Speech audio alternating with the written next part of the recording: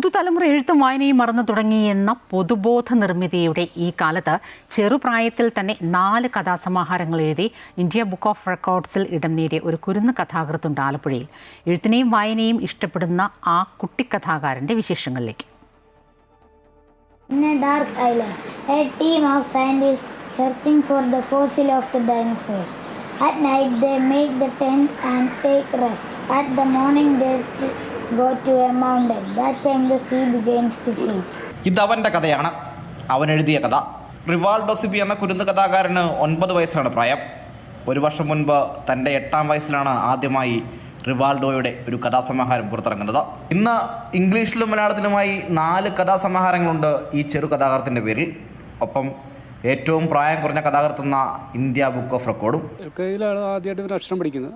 സ്കൂളിൽ ചെന്നതിന് ശേഷമാണ്. അല്ലാതെ ബാലവാടിയിലൊന്നും പോയിട്ടില്ല, അംഗൻവാടിയിലൊന്നും പോയിട്ടില്ല. മത സ്കൂളിലാണ് അവൻ LKGക്ക് ചേരുന്നത്. LKGയിൽ അവൻ്റെ ശിവ മിസ്സിൻ്റെ ശിക്ഷണത്തിലാണ് അവൻ അക്ഷരം തുടങ്ങിയത്. മിസ്സിൻ്റെ ഒരു കരുതലാണ് അവൻ അക്ഷരത്തിനോട്ട് ഇതായത്.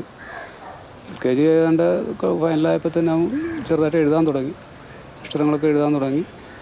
UKG ആയപ്പം വായനയിലോട്ടും എഴുത്തിലോട്ടും ഒക്കെ പോകാൻ തുടങ്ങിയപ്പോൾ നമ്മൾ അവന് വേണ്ട എഴുത്താനുള്ള പേപ്പറും പെൻസിലുകളും കളറിങ്ങും എല്ലാം മേടിച്ച് കൊടുക്കുകയായിരുന്നു. എഴുത്തും വായനയും പഠിച്ചത് മുതൽ എഴുതി തുടങ്ങിയതാണ്.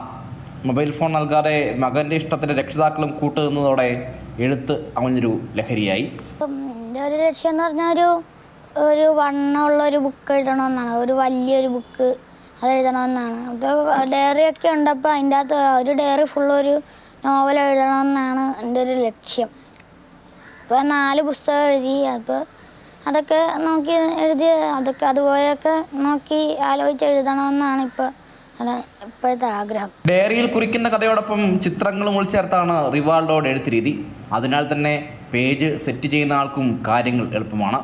ഒരു നോവൽ എഴുതണം, അതാണ് ഈ കുരുന്നെഴുത്തുകാരൻ്റെ ആഗ്രഹം. ഇനി അധികകാലം കാത്തിരിക്കേണ്ടി വരില്ല.